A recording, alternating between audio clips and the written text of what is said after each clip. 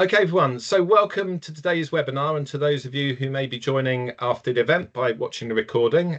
Delighted to welcome some speakers today on the subject of working with your local bus company to develop links between rail and bus.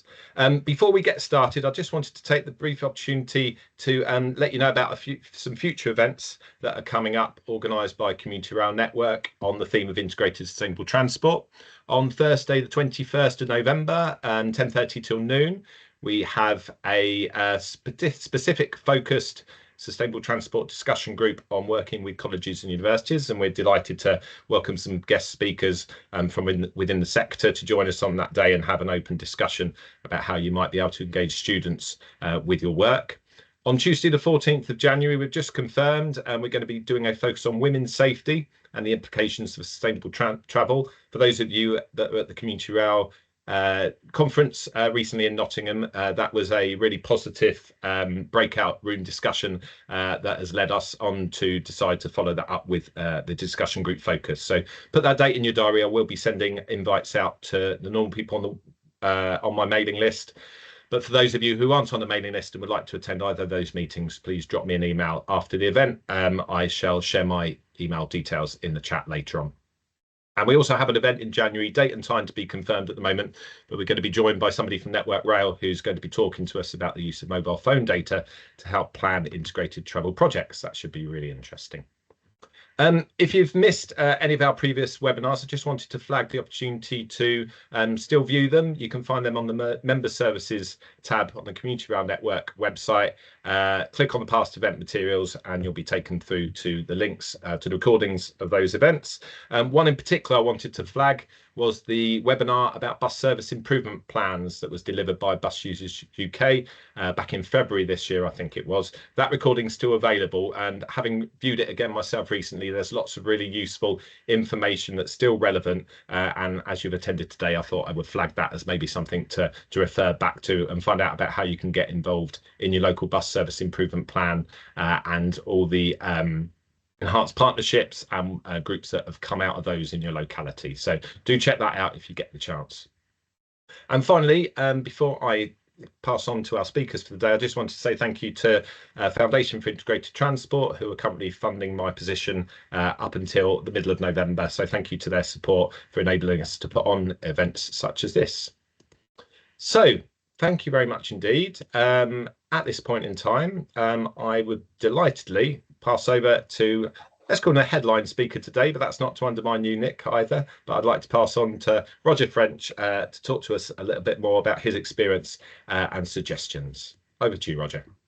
Well, thanks ever so much, Gary, for the invitation to come and join this august webinar with Community Rail Network. And I have to say from the outset, how when I travel around the country, which I do in retirement, I spent my career working for a bus company down pretty much all the time in the south of England. How I travel around the country now, I'm always impressed with the work of community rail partnerships that I come across. And my only sadness is there's not a community bus network, a community bus partnerships, because they're so desperately needed. And I envy the work that you can get on and do, and it's therefore a delight to talk to you about ways in which buses and trains can work together, because it's got to be in all of our interests to get buses and trains better joined up, or to use the buzzword that everybody talks about, integrated, of course, integrated.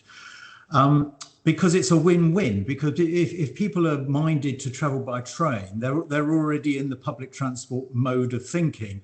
So if we can only get them to also think about using the bus to get to the station, or from their arrival station to their ultimate destination, the famous first and last mile, if you please, it would be so much better. Although I do accept and understand that train operating companies do make quite a nice bit of income coming from car parking at many of their stations. And for many people, the car is the natural and most convenient choice to travel. But I thought I'd share with you some observations about how buses and trains could be timed better to connect, how we could get locations better. So when you come out of the station, you're not met with a sort of wall of people picking up people in cars and taxis, and where on earth did the bus stop? is, how we can get tickets to be better integrated, and how we can get information to be better integrated. And I have got a few slides to show, but this won't be death by PowerPoint. So I will just carry on talking without that, just for a few more minutes as by way of introduction. Because I just need to say that I think we need to understand the majority of bus passengers are not going to be catching a train. And similarly, the majority of train passengers are not going to be catching a bus. And so we must be careful, particularly when we're talking about integrating times, that it's not the tail wagging the dog. If we're only going to be serving a very minority of passengers, and there may be other demands, not least, of course, in the rail industry, it's a nightmare these days to get pathings of trains, or whatever, I'm not sure what the technical phrase is, but train paths sounds good to me. And to move a train by a minute is sometimes literally impossible to achieve. And one can understand that on a complex network. But similarly, bus managers have demands on them as well, not least school turning out and school arriving time, which for a lot of bus networks are critical in terms of financially sustaining that network to actually get those bus journeys to serve schools. And because people like clock face frequencies, those school times often determine how often and when buses run throughout the day in between those school peaks. And I'll show you some examples of that very shortly. Then I should also say that the conundrum of getting buses to connect with trains is a real one where you have low frequencies. And in particular, say, for example, when you have an hourly bus passing by a station, because do you connect it to the arriving train or the departing train? Because you could bring passengers to the train ready for them to depart, but then you will miss the arrival train if the bus is only passing the station en route for somewhere else. It works so much better when you have high frequency bus services in large urban areas, because then you don't have to worry if buses are running every 10 to 15 minutes, then naturally that is going to fit in with a train schedule. But let's see if I can share a screen and give you some examples. I'm sorry, I'm not a great user of Teams, so I don't know. Can you now see my screen? I don't know. Roger, we can see it ourselves in the meeting, so you just need to navigate to the photos you wanted to share. Can you see that? Yeah, that's in a smaller version of the screen. So if you can maximize the space of that one, the window, and then that should all work fine. Yeah, so if I go like that and play, is that that and it? That says buses and trains, and it's taken up the whole screen, so that's perfect. Right, okay. Now, a great example of where integration works is Alton Station, where you will see there's a half-hourly service from Winchester on the 64 that Stagecoach run, and buses arrive at 05 and 35, and the train leaves 10 minutes later, ideal. Coming back, trains arrive, generally speaking, at 10 and 38. They do vary by a minute. And it's a bit tighter with only a 4-minute connection and a 5-minute connection on the latter one. But that's brilliant. That's what we should be aiming for. But it's not always possible. And let me give you an example of where I live, which is near Hassocks. There's the station there. And actually, I live in Hurstbeer Point, near the Asterisk, which is just over 2 miles from the station. And therefore, it's about a 35 to 40-minute walk if I don't hurry myself too much. And it's a bit tedious, to be honest. I would much prefer a bus. I should also mention that there is a lot of house building going on in the area, and there's a whole new estate being built just to the north of the Red Triangle. Now, there is a bus. It runs hourly from Hurstbeer Point through Hassocks on the B2116, through to not quite as far as Ditchling, but up to the Yellow Road by Kemah, and then heads north up that Yellow Road past Ockley Manor. Northbound trains leave Hassocks towards London, as you can see, 4 times an hour. There's 2 Southerns to Victoria, 0232, 2 Thames links to London Bridge, 0838, and southbound trains arrive at similar times, actually, with the Thames link trains 0232 and the Southern trains 1343. Now, guess what time the bus arrives?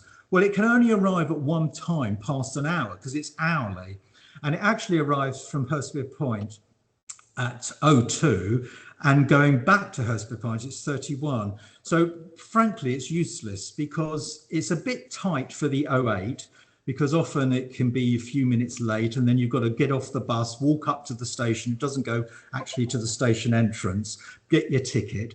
And so you're really looking for the half an hour wait. And so you might as well walk, frankly. And then coming back to Hurstpere Point, unless I can get on the train that arrives at 13, it's again pretty much useless. Now, the problem is, if you swing that bus, the times of that bus, it will be okay in one direction, but it won't in another, because it takes about half an hour for the bus to get from Hassocks Station through to the terminus in Hurstpere Point, have a few minutes layover and come back again. And so you can't really, it's like getting a carpet fitting in a room. If you get it fitting in one corner, it's come out in the other. And so there is a real problem because of that journey time to Hurstpere Point and back being about half an hour. I should also mention that this bus route down at Hurstpere Point and Hassocks, down at the bottom of this slide, then continues up and serves Burgess Hill Station, Wivelsfield Station, and goes right up to Haywards Heath Station, bringing residences in between those stations to those stations. And it would be impossible, I think you'll agree, to get that bus to meet every train at every one of those stations, despite the fact that actually some of the bus stops are right close by the station. In Wivelsfield, for example, you've got the luxury of getting off the bus, a nice real-time sign, and there a nice departure sign for the train. And never mind, though, that it doesn't connect, but that's quite good. Now, I also should mention that in my bigger home city nearby of Brighton, often, and it's true of many large towns and cities, the station is in the wrong place. It's too far north, too far east, too far west from the city centre. And that does impact how you can connect buses. In Brighton, for example, most of the buses come along an east-west corridor because that's how the road network is, past Churchill Square Shopping Centre and the Brighton Centre on the seafront, Brighton Museum and Art Gallery. They don't go up to the station. There are some buses, though, that do go up past the station. And unfortunately, because of the city the size it is, they run fairly frequently, and so there isn't so much of a problem. Now, I just want to pick out some good practices I've come across elsewhere in the network, and it's great that Nick is going to be speaking, because GWR are probably the best talk for trying to find ways of bringing buses closer to trains. And this Minehead bus, for example, which comes right by the new departure point at Taunton Station here, taken on a bright, early sunny morning, as you can see with my shadow of my legs. I'm not that tall, but it now stops right by the platform, and it's well signposted throughout the station, the Minehead bus. It's quite famous for it, and you can get through ticketing. And it's an hourly bus. Oh, no, sorry, I think it's a half-hourly bus. And so the connections are pretty good because the GWR service is pretty good coming through. And what I like is that it appears on the departure board there, Minehead and Butlins at 7:39, and of course at 8. It's not. No, it doesn't start till late 8:39, and then it's half hourly at 9:09. And it also has its own departure board as well. Now, this isn't unique. It does happen in a number of places. For example, I was down in Bodmin just the other day, and it's difficult to get these things photographed, but you can see there that there's a bus at Padstow, and later on there's one at Weybridge and another one at Padstow. And I think it's so a small thing, but it means a lot to show buses and trains are integrated. And indeed, the buses at Bodmin Parkway stop just on the left of the photo, and you can see a train on the right there. Another good practice is at Llandudno Junction, and these photos were taken before the era of Transport for Wales, when Arriva Trains Wales ran the service. And you can see you come up to the footbridge over the platforms, and it's clearly marked where the bus stop is. But not only that, it's out along outside, and it's given a platform number. They call that platform 5, and it's marked on the bus stop as well, which again shows the passenger that your bus is going to be very close by. The Transport for Wales recently expanded their Trawls Cymru network and put on a route called the T19 from Llandudno and Llandudno Junction down to Blaenau Festiniog. The shame of it wasn't integrated in the timetable of the rail service down the Conwy Valley line there. And actually the bus has now been withdrawn, but for a while it was brilliant. There is now 19 that doesn't run quite so often. A similar situation applies at Redruth Station, again in Nix territory, where there's been a long-standing arrangement that the bus down to Helston, where years ago there was, of course, a train shuttle service, the bus stop outside is called Platform 3. And again, it's sort of marked, and it's a small thing, but it means quite a lot. And there's a big 3, as you can see there, by the bus stop. And even more is good is that that stop has now changed now because Transport for Cornwall are in the area. But the company that used to run the service called it the Helston Branch Line, which is a nice touch. Now I know you're going to have a few words from the Wherry Line Community Partnership. They've done some great work the last 2 summers, and this summer I went up to Great Yarmouth to have a ride on their Route 100, which they've been financially contributing towards, which linked a holiday camp in Great Yarmouth with the station and with the the town centre and the seafront. And it was when I arrived off the train, it's excellent connections. The only snag was the bus was absolutely jam-packed full and couldn't get on. So I had to wait half an hour for the next one. But that just shows what a success that has been. And of course, another great success is down in Oakhampton, where the bus stops right outside and I'm sure Nick will be commenting on this, where they have done some great work with Travel Devon County Council, to promote Service 118. And again, as you can see there, if you can do it, put the departure times of the trains on a bus timetable. It's just a simple thing to do. I'll just give you a quick flavour of what's happening somewhere elsewhere. I mean, this is the ultimate in integration. It's just opened a couple of weeks ago, Grand Central Station in Belfast, where you have buses and trains departing under the same roof. You have integrated signage there. You have ticket machines that aren't actually integrated, but the block of machines is integrated with bus tickets machines and train ticket machines. And they don't have what they call a ticket office, they call it customer support. But at that customer support desk, you can buy a ticket either on a train or a coach or a bus. So if you want to go to Dublin, for example, from Belfast, they'll sell you a ticket on whichever mode is more convenient for you. And in Britain, as well as Northern Ireland, we've got some great examples of buses and trains under one roof. As you can see there in Hull, it's a long-standing arrangement that buses, as you can see, park just north of the train station. And sadly, it's closed because of a construction problem at the moment, but Bradford Interchange is a similar situation. Again, in Nix territory, there's some great examples where buses pick up and set down immediately right outside the station. St Austell is an example there. But it's not all good news. And here's Aldershot, where there's as you can see, the bus station on the right there is right close to the train station. But whoever the landowner was has now sold it for development, and buses are no longer there anymore and have been pushed right back towards the town centre, and it's now not convenient to always catch a bus and a train to the station. So that's a little bit about locations and best practice and times. Just want to say a few words about Plus Bus, which is obviously the ultimate of integrated ticket in some ways. It's been going quite some time now. There's about 280 stations where you can get a Plus Bus to or from. And as e-tickets are now increasingly being developed, and there are some experiments going on now, which is really good to see, because ultimately, if you could get a QR code that is printable at home or on a smartphone, and then the passenger can use that QR code onto the bus ticket machine as well as onto the gate line at the station. What it will do is give bus companies more confidence to participate in Plus Bus, because they can get paid according to usage rather than some hypothetical long ago resurvey that took place, or just finger in the air type revenue sharing.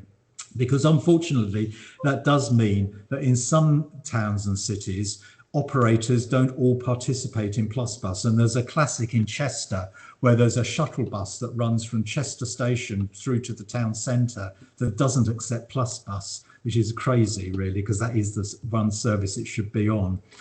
Plus Bus gives some amazing good value as well. I mean, you can't beat these prices for, say, a rail card holder, someone in their 60s, and that's what a lot of the leisure market is made up with at off-peak times, people between the age of 60 and 66 who can get discounted travel on the trains but cannot get concessionary travel on buses unless they live in Liverpool or London. They can travel all over that huge area for £3.25, whereas a bus ticket, giving the equivalent, is £5. So it really does show the value that rail bus offers. Now, unbeknown to, I should think, 99.9% of the population, there are a huge number of through ticket opportunities available in the National Rail database. I could go through the whole A to Z here. There's hundreds of them, as you can see. But sadly, so many of them have fallen into disrepute, and you can't get an actual fare that would take you there. I mean, for example, let me switch now, if I can just show you an example, which I'm going to hopefully have teamed up here. If you want to go, say, from Truro to Padstow by bus,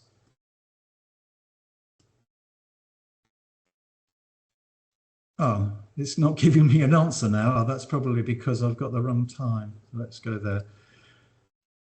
It will come up with, as you can see, the hourly connecting service, which gives you a train from Truro to Bodmin Parkway, and then a lovely connection, 12 minutes from Bodmin Parkway to Padstow.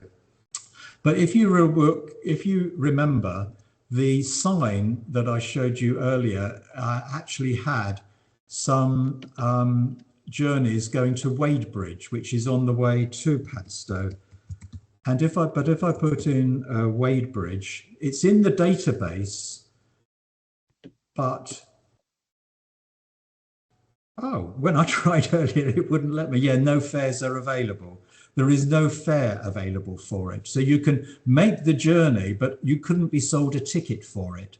And unfortunately, that applies in so many cases of those examples that I was showing you here. They're falling into disrepute. Now, one of the reasons for that, oh, I should also, before I give you one of the reasons, because I've got this in order here, I just want to mention the Explore Wales Pass, where it tells you that the bus partners are Tros Cymru. So you could use your Explore Wales Pass on any Tros Cymru bus. But when you click on the Tros Cymru website, all it does is take you back to the Explore Wales website, and you get in a loop. And unfortunately, a lot of that happens I find on the internet. But anyway, I was going to tell you why things fall into disrepute in terms of ticketing. And that's because in my experience of when I ran a bus company in Brighton and trying to introduce integrated tickets with the train company, is that you can get it in, but you can't ever withdraw a ticket. They're almost there forever. And a good example is the Thameslink Saver, which we introduced way back when the Go Ahead Group ran the Thameslink franchise, and they were keen to steal a march on the Connex company, Connex South Central, who were running what became the Southern franchise. And so they asked me if we could do a ticket that, as you could see here, called the Thameslink Saver, that would give unlimited travel for a day on every Brighton and Hove bus and a return journey to any station on the Thameslink network between Brighton and Bedford. It was an off-peak ticket after 10 o'clock Mondays to Fridays, any time at weekends, and it was all inclusive of 24 quid. And then the Go Ahead lost the Thameslink franchise and got the South Central franchise after Connex were booted out. And First Group got the Thameslink franchise. So then the boot was on the other foot, and they came to me and said, can we have a ticket that would be available on Southern? So we introduced a Southern Saver that did the same thing, but we couldn't withdraw the Thameslink Saver because it was part of the franchise commitment and franchise agreement.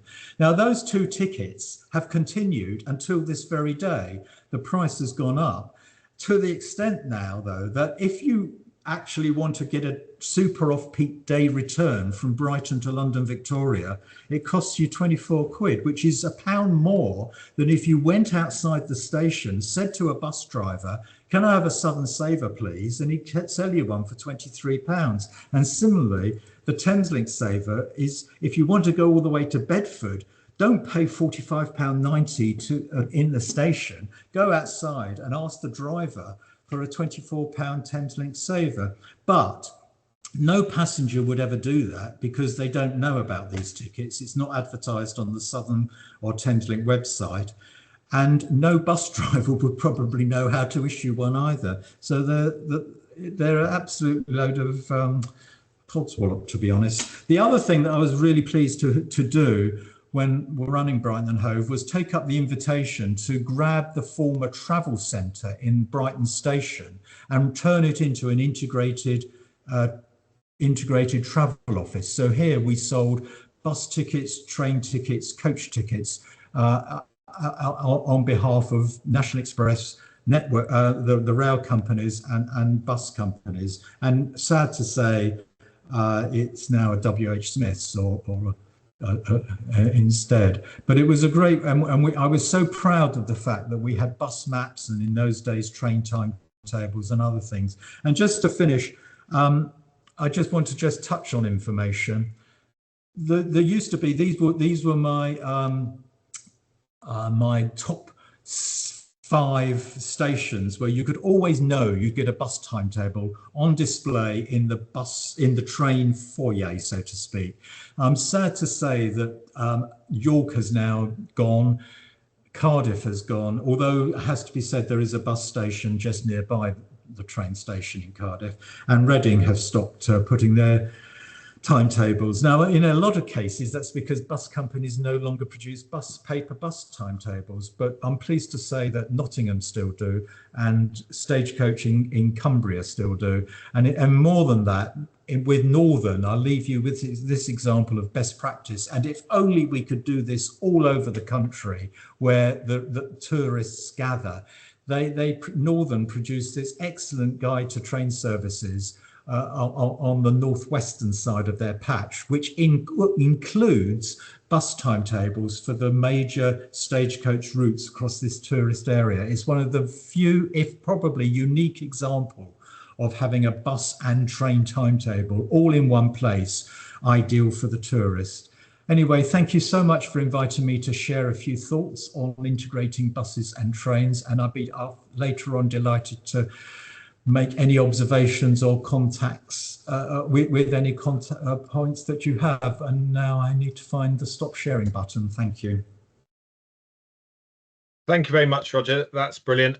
As Roger said, we'll take questions all together at the end. And I'm going to kind of just plant one for Roger at the moment to give him some time to think. I wonder if by the end we could perhaps think of 3 actions that the attendees today might be able to take back and have discussions with their local bus companies. If that's something that you could advise on, that would be much appreciated. But for now, thanks, Roger, and I'll pass over to Nick Reed from GWR. Yeah, thanks, Gary, and thanks, Roger, for referencing Great Western there. Yeah, it's brilliant to see some of the examples there, and indeed, I've got a few of those in my presentation as we go. So it's been great to have the opportunity to come along today and to give an overview of how Great Western have approached bus rail integration across the Great Western network. So hopefully everybody can see my screen and it's sharing. Brilliant. I can see the thumbs up from Gary, so that's great. So yeah, my name is Nick Reed. I'm the Integrated Transport Manager at Great Western Railway. I've discovered I'm quite a rarity in the rail network. So not many talks have a specific row dedicated. So what that's done is it's really helped me focus my time and efforts on trying to get this right, really, trying to improve what we do and our connectivity. I should stress I'm fairly new in the role. I've been in the role for about 3 months now. My predecessor did a lot of good work. So some of the examples here have built on that work my predecessor did. My background is very much operations in GWR. I spent a long time as a station manager dealing with colleagues and customers and all of the foibles of running train stations and making sure people could connect with their onward journeys. So very keen to get this right across our network. So in the presentation, really I wanted to talk to you about how GWR have approached this question really around train and bus integration. How can we improve it? How can we take it further? How can we evolve our customer offering? And really, we've sort of focused on 3 areas. One is the sort of traditional, we've labelled it the bus branch line. Effectively, this is our rail links that operate from key stations out to hub towns or sort of population centres away from the rail network, and they're very long-standing in some respects. We've had some examples there around Minehead. That's a great example of a route that's been in place for a long time. And again, down in Redruth, down to Helston and the Lizard. We've tried to look at some other areas of working together through partnership working with local bus operators directly. So this is really thinking about key frequency services around the town centre and really trying to improve that mutual benefit for services and for customers. And I think it's also really important to reference that we've taken a real strong lead around marketing some of these services. Again, very lucky that our marketing team were putting a real focus on integrated transport and looking at joint marketing campaigns with bus operators. So we've got a really good working relationship with Stagecoach, but also First Bus. So it goes to show it doesn't have to be the parent company. We work with all bus operators and keen to evolve our joint marketing strategy. And there's certain things we're doing where we're just getting on with improvements, and that could be whether it's wayfinding or announcements on training. Again, I've got some examples as we go through this slide deck.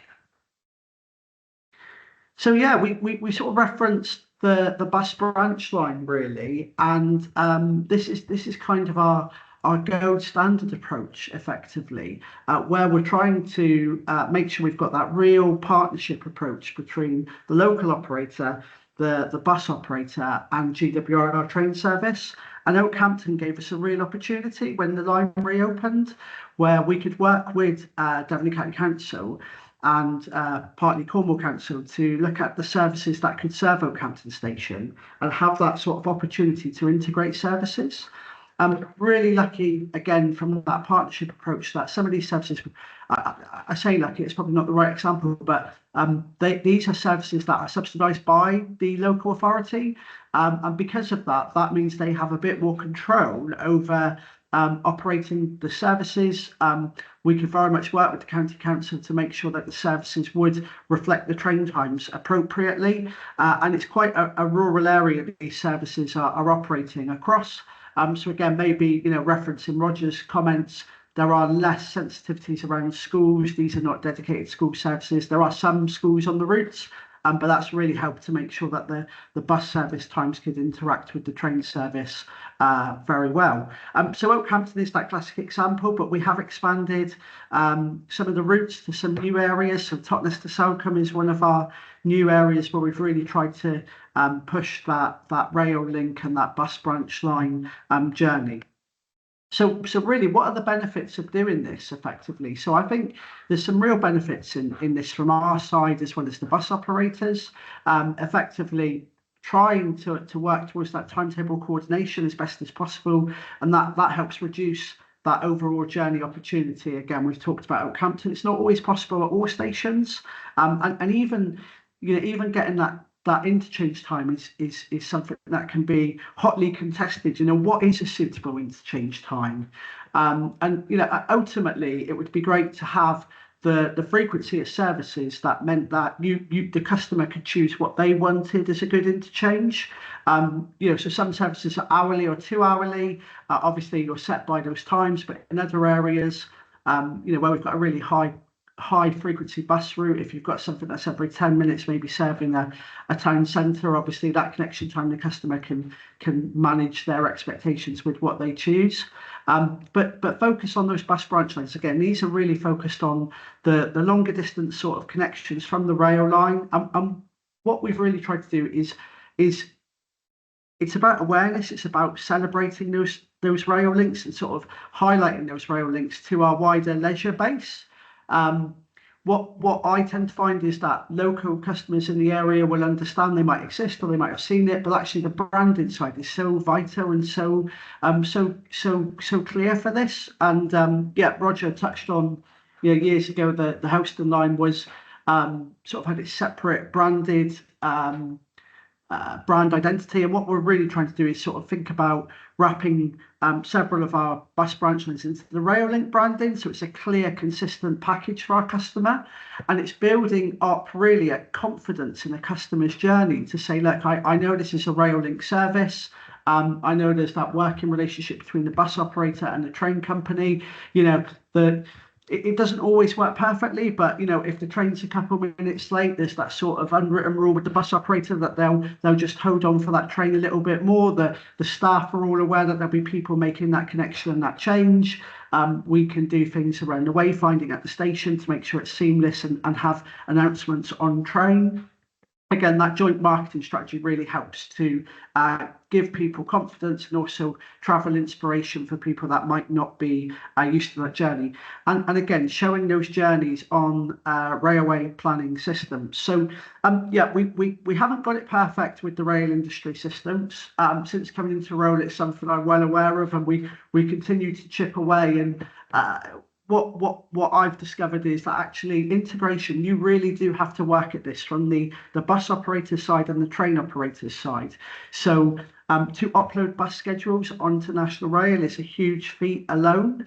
That means keeping up to date with bus timetable changes, keeping up to date with service changes, and that's where that working relationship with the bus operator is vital, to have that partnership approach between all parties, so we can keep that information update, keep it running and keep it going.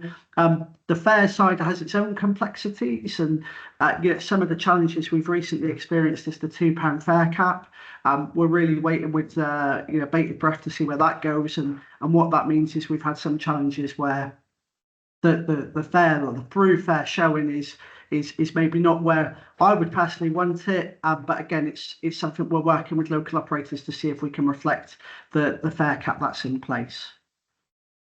So just to touch on that brand identity and sort of showing that consistency, these are some of the routes.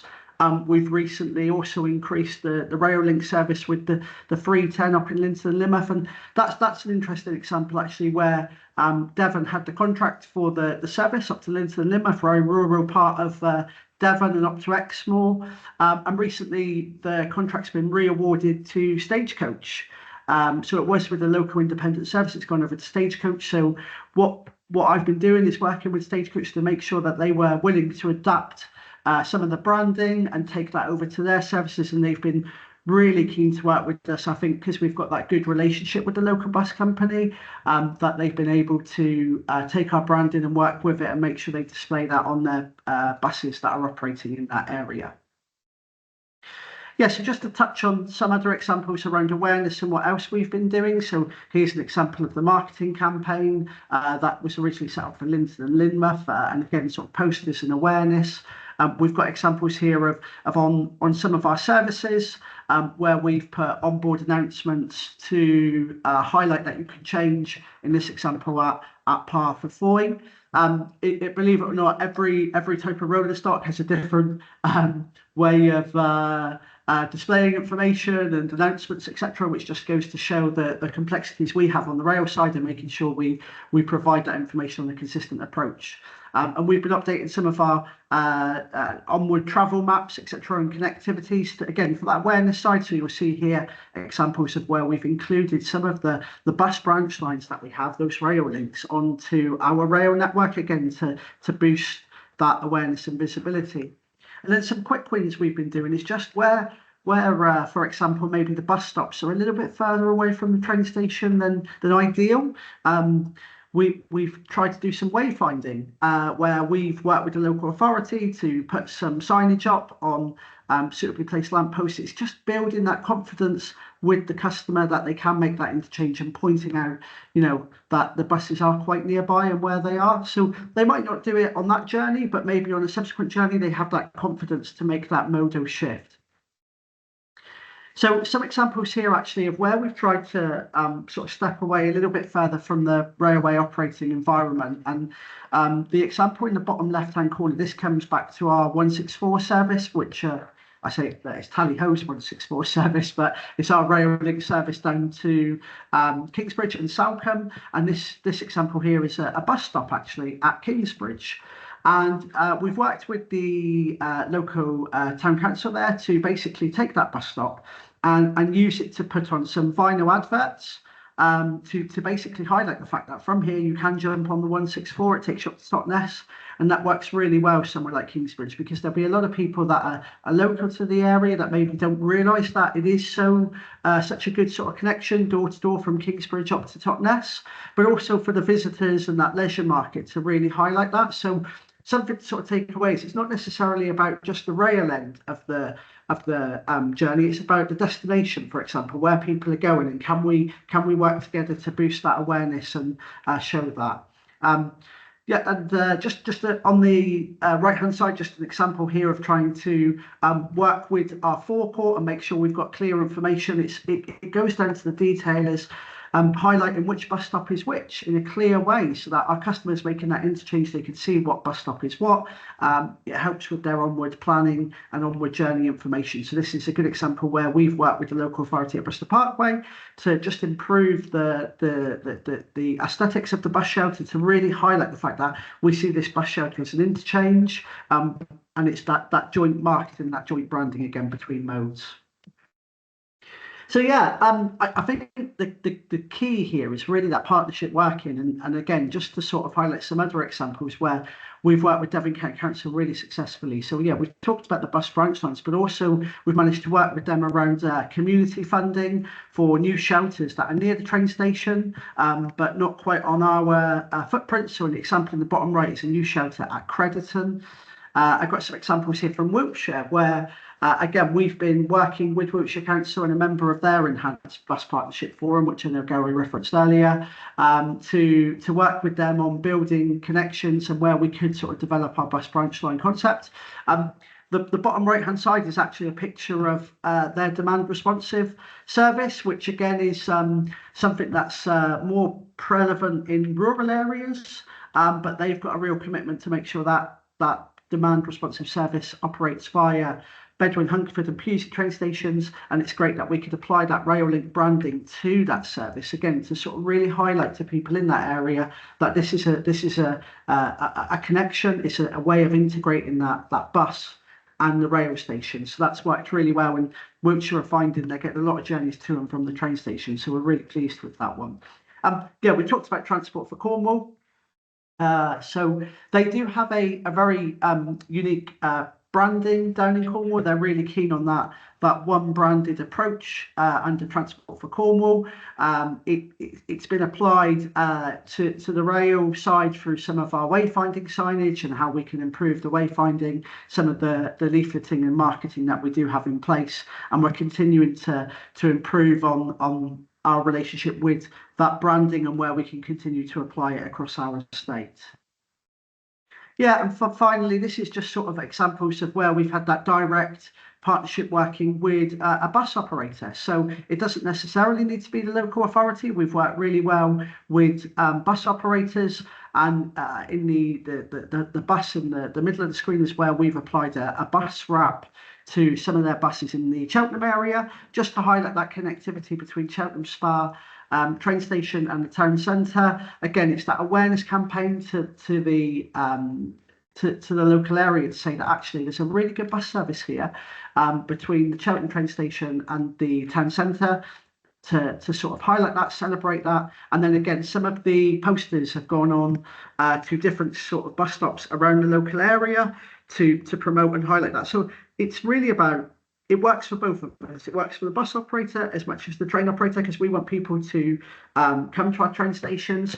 You know, yes, we do have a lot of we do have car parking, but actually we found since COVID's come back, the demand on our car parks, since the COVID impact has sort of died down, the demand on our car parks is increased dramatically again. So it's really come back to the fore about making sure that we can get people to our train station. We want people to make that integrated transport journey. We want people to feel reassured and to have that confidence of journey.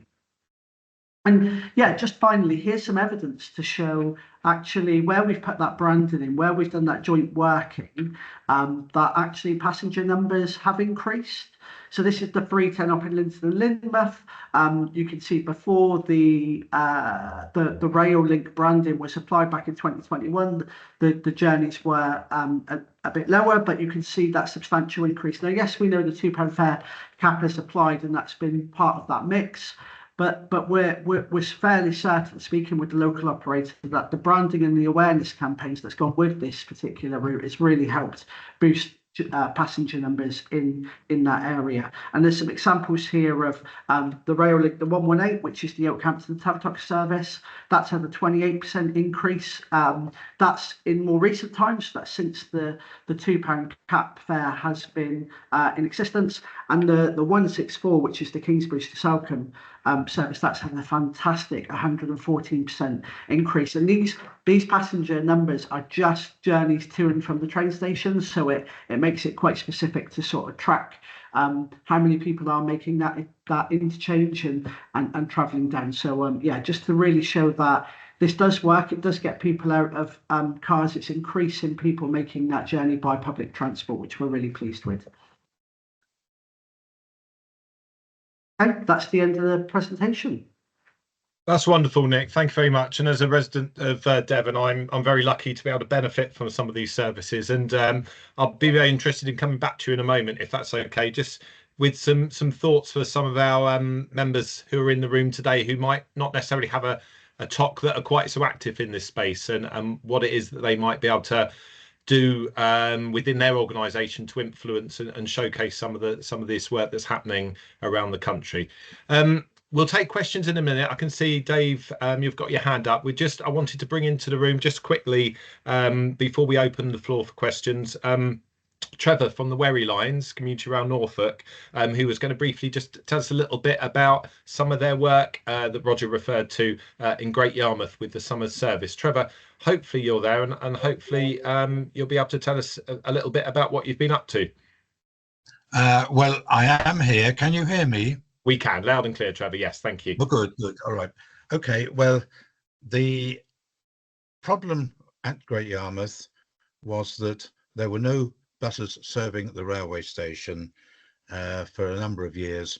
And 3 years ago, the local Transport Users Association, which is called the East Norfolk Transport Users Association, lobbied for at least a seasonal bus service between the station and the beach. The beach is about a mile from the station. Now, the Wherry Lines Partnership agreed to work with a small local bus operator. Norfolk County Council were not interested, and nor were the main bus operators, which is First Bus. But this small bus company, which is actually called Our Bus, it's one of those small companies which has quite a lot of schools jobs, And in the 6 weeks of the summer holidays, of course, its buses and its drivers were twiddling their thumbs. They had no work to do. So that company was quite happy to experiment with a service. Because the Wherry Lines CRP was also supporting it, it was branded as Wherry 200, sorry, Wherry 100. And it's now been running for 3 seasons. Now, Roger French mentioned that he couldn't get on the bus. That was a little bit unusual, but it's certainly true that it does not just carry train passengers. It actually starts at a holiday camp or holiday centre about half a mile down the road from the station, and it calls in at the station on the way to the town centre and then the seafront. So some of those passengers that Roger probably saw on the bus when he got there would have come from the holiday camp. If I make the point that that holiday camp had been ignored by First Bus, they didn't stop their buses there at all. You can see that we, in a sense, we got a niche market which could also be used for another purpose. It wasn't purely for train passengers. Having said that, it's gone through another successful 6-month season, sorry, 6-week season. What we want to see next year, is a longer season than just those 6 weeks in the height of the season. We really want it from the end of May to the end of September. And secondly, the Wherry Line CRP feels that it shouldn't just be up to it to give financial support to the service. So we have drawn up a short list of other bodies in the centre of Great Yarmouth and bodies which are involved with the tourist season, and we're contacting them this autumn with a view to getting them to help to promote this service. As far as Greater Anglia is concerned, they promised but did not deliver. They were going to have notices on the trains, which they do, for example, on the East Suffolk line for the Catch Demand Responsive Transport Service, which serves Wickham Market Station. But despite our requests, nothing appeared on the trains this last summer. They were also going to get the guards, the conductors on the trains, to announce this service at Great Yarmouth.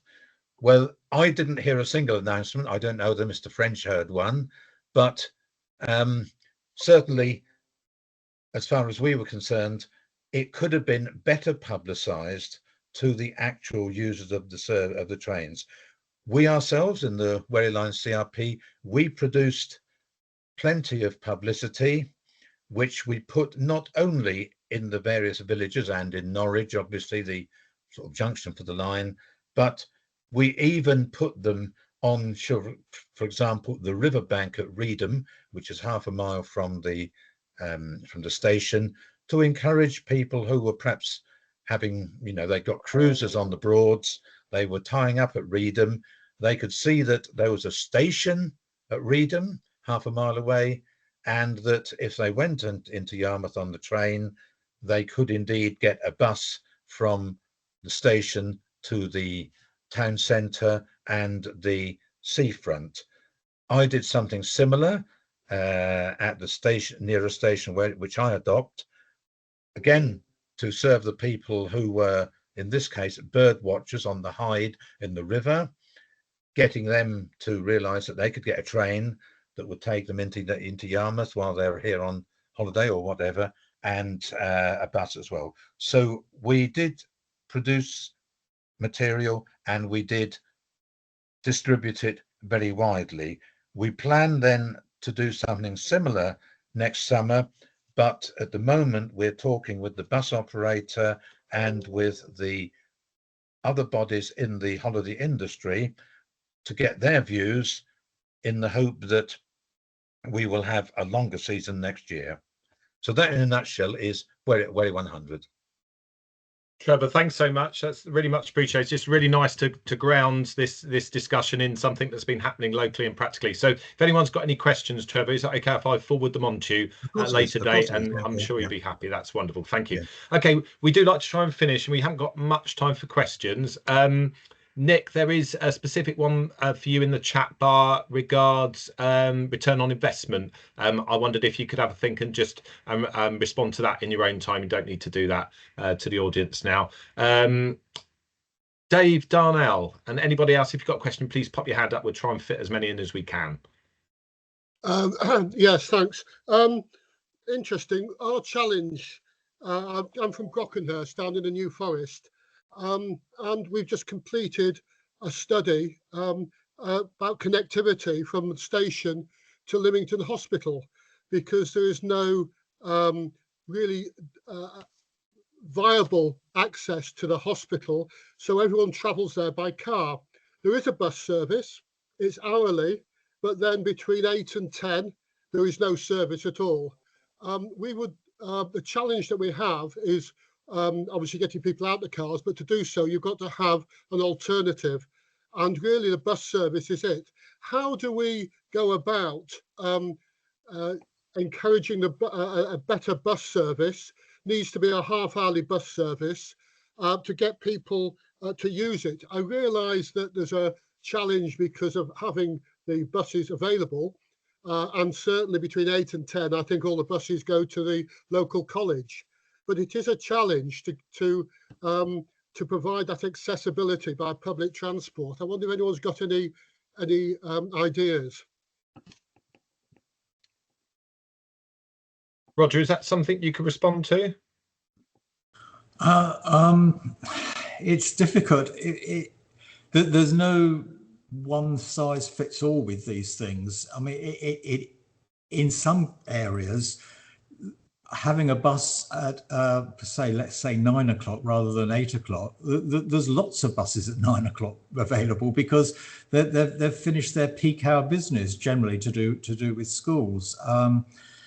And it may be that sometimes the bus company isn't always aware of the point that you have picked up and you want to make. And I would always say, do get in touch with your local bus company as well as the local authority to make the point, make sure they're aware of the point, because not all. We're fortunate on the CRP that the bus company are part of the CRP, and there is an opportunity to do that.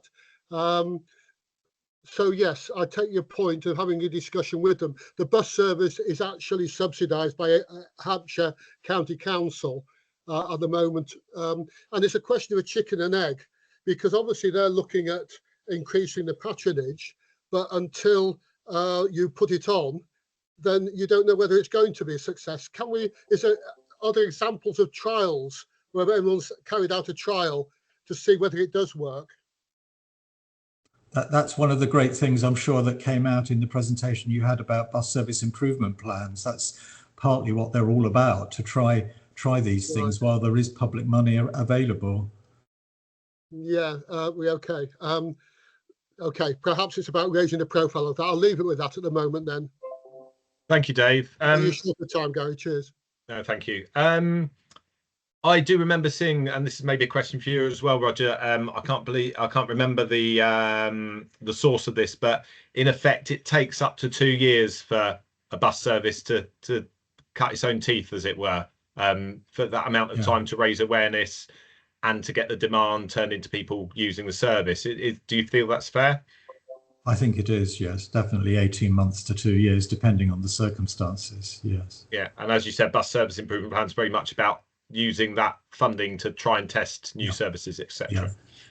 Wonderful. Well, I can't see any other questions in terms of hands up. There are a few comments that it might be worth perusing. If you're using Teams, you should be able to access them after the meeting, so you don't need to have a look at them now. But just to finish then, I thought if I could go back to Roger, first of all, and say, I asked you for the 3 top tips for people in the room to take away from this meeting. What are your reflections on that?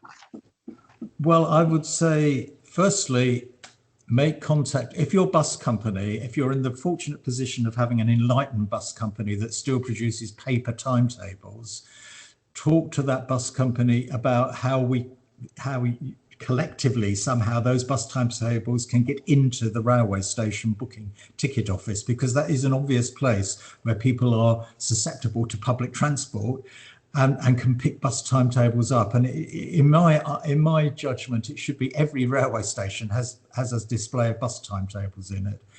I'd also say that, but I acknowledge that many bus companies have given up producing paper timetables. I would also say similarly, make sure there are posters advertising Plus Bus, but perhaps the detail of Plus Bus for that particular station. And in particular, what are the 3 most popular destinations from that station? Somehow promote the fact that those destinations are likely to have a Plus Bus ticket available at the ultimate end.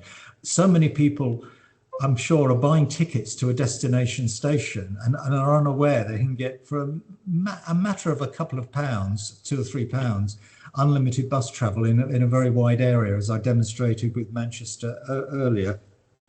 And I would also say, I think the work that Nick and GWR are doing, and as he's elucidated, is absolutely brilliant. And if only every TOC could have a Nick working for them as an integrated manager, I think we could achieve so much. And in particular, I would say that make sure that if bus stops aren't close to the railway station, there are those excellent, cheap to produce as well, wayfinding signs with arrows that are put up. And obviously that needs to be done in conjunction with the local authority perhaps. But so many times I've come out of a railway station and really not quite sure where to go to catch the bus. And it would be so much more reassuring if those things could be done. Thank you, Roger. That's great. Nick, from your point of view, as a TOC that's very active in this space, what could our members be doing to start conversations with their train operating companies about doing more work around this?